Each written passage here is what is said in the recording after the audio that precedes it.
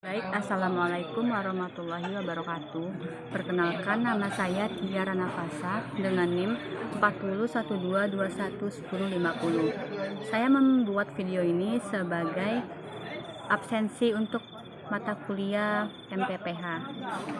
Jadi dalam penelitian hukum itu dibagi menjadi dua, yaitu ada penelitian normatif dan juga ada penelitian empiris.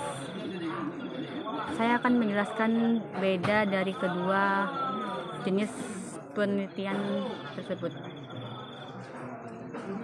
Yang pertama, ada perbedaan penelitian hukum normatif dan penelitian hukum empiris. Dalam studi hukum, penelitian hukum umumnya dibedakan menjadi dua jenis utama, yaitu penelitian hukum normatif dan juga penelitian hukum empiris. Nah, kedua metode penelitian ini memiliki karakteristik yang berbeda dalam pendekatan, dari itu tujuan, sumber data, dan juga hasil yang diperoleh. Yang pertama ada pengertian dari penelitian hukum normatif. Penelitian hukum normatif sering disebut juga sebagai penelitian doktrinal atau legal research. Penelitian ini berfokus pada kajian terhadap norma-norma hukum yang terdapat dalam peraturan perundang-undangan, doktrin hukum, jurisprudensi, dan sumber hukum tertulis lainnya.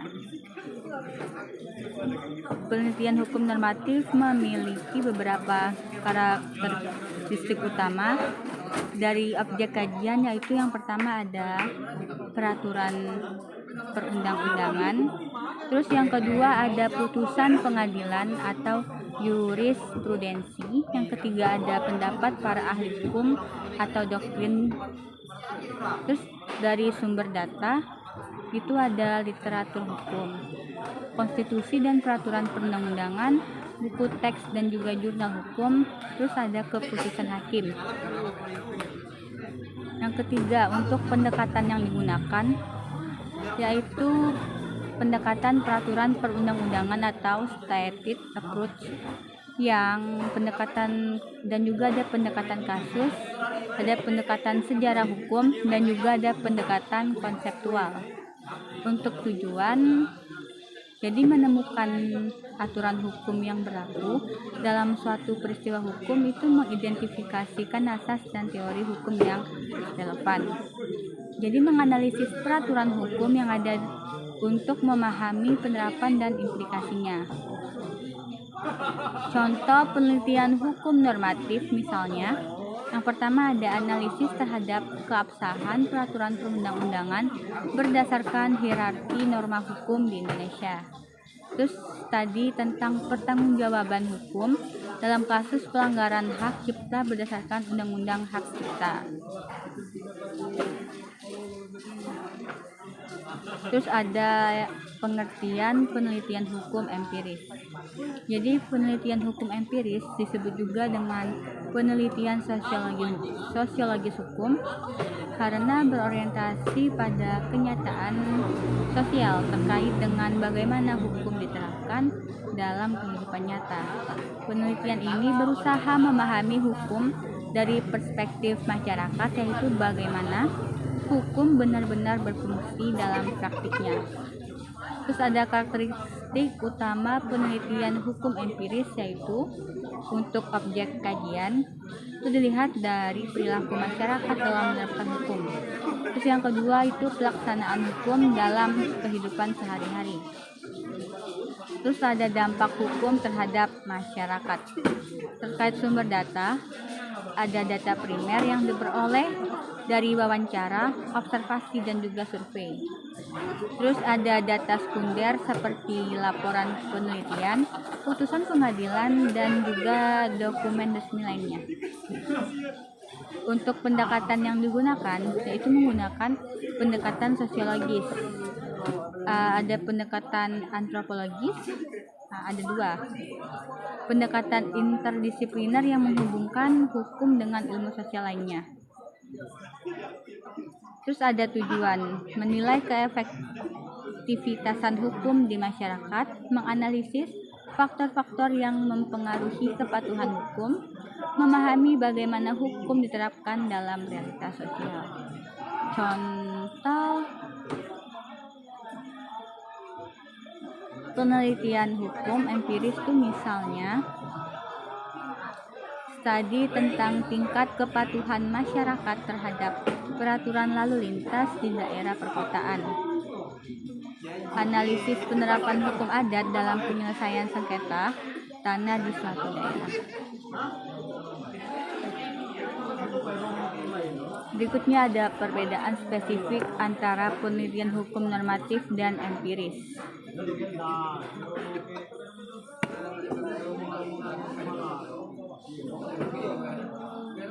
Untuk tujuan menilai efektivitas hukum di masyarakat, menganalisis faktor-faktor yang mempengaruhi kepatuhan hukum, memahami bagaimana hukum diterapkan dalam realitas sosial. Contoh penelitian ini yaitu studi tentang tingkat kepatuhan masyarakat.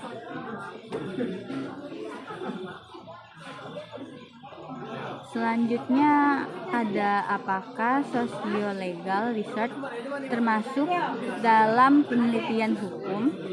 Jadi, sosiolegal research merupakan pendekatan penelitian yang menghubungkan hukum dengan aspek sosial, ekonomi, politik, dan juga budaya. Dalam dunia akademik, ada perdebatan mengenai apakah sosiolegal research dapat dikategorikan sebagai penelitian hukum. Mungkin yang pertama saya akan menjelaskan terkait pengertian sosiolegal research.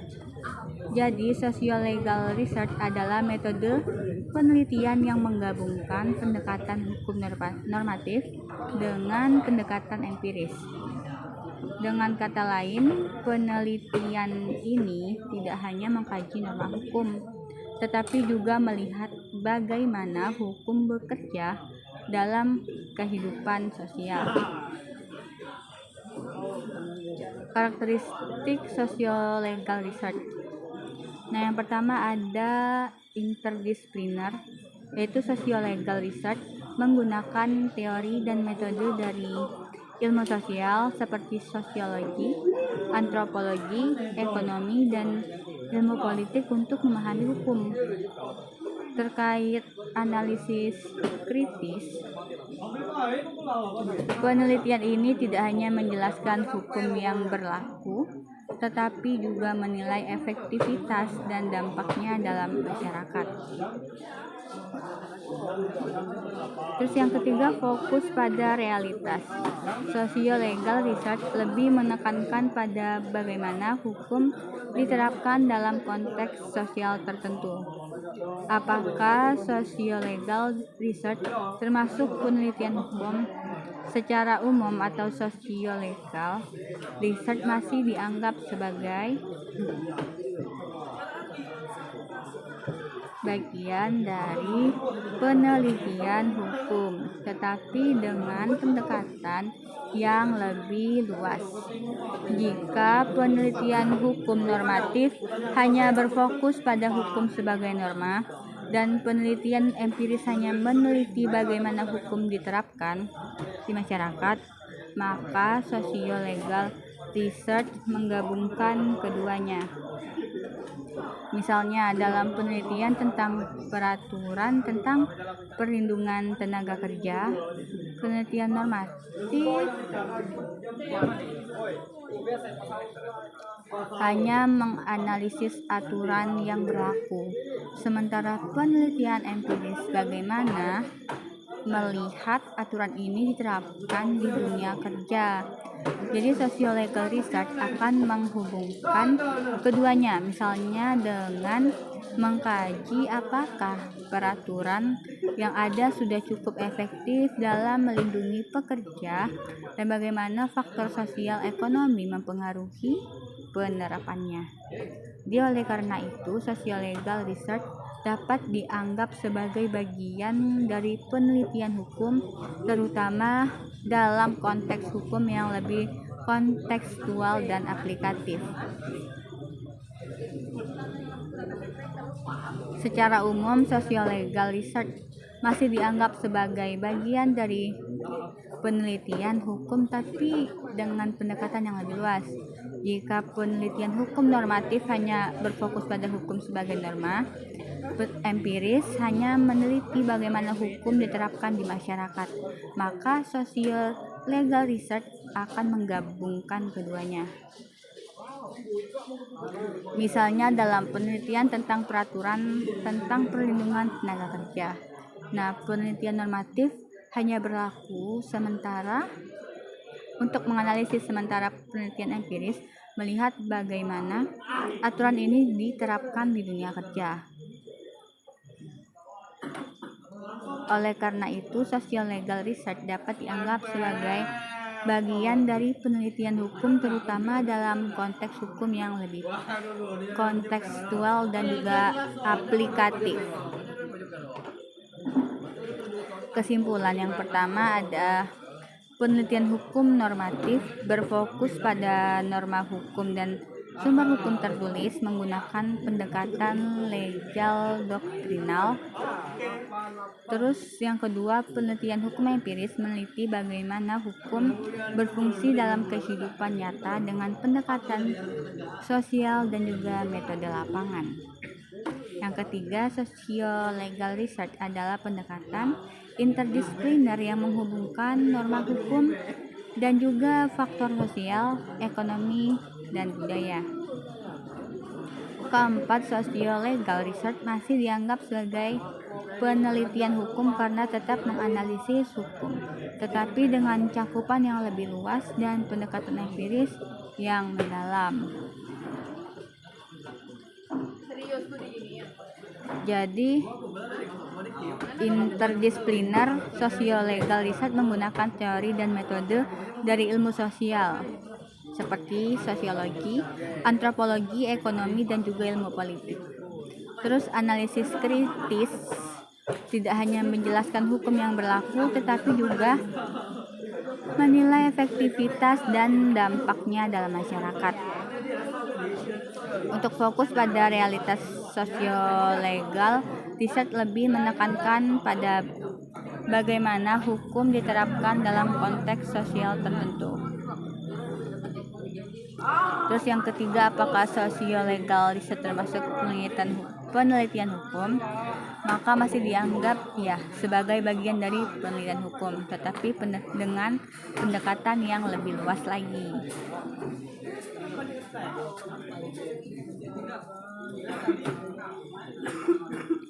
Jadi, dan penelitian empiris hanya meneliti bagaimana hukum diterapkan di masyarakat, maka socio-legal research itu jelas menggabungkan keduanya.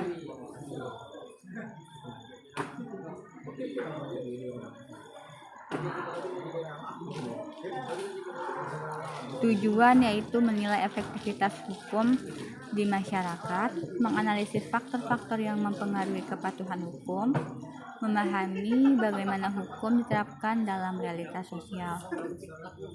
Contohnya studi tentang tingkat kepatuhan masyarakat. Terus untuk sumber datanya, kalau data primer yang diperoleh dari wawancara, observasi, dan juga survei. Kalau mengenai objek kajian, perilaku masyarakat dalam menerapkan suatu hukum. Terus pelaksanaan hukum dalam kehidupan sehari-hari, dampak hukum terhadap masyarakat.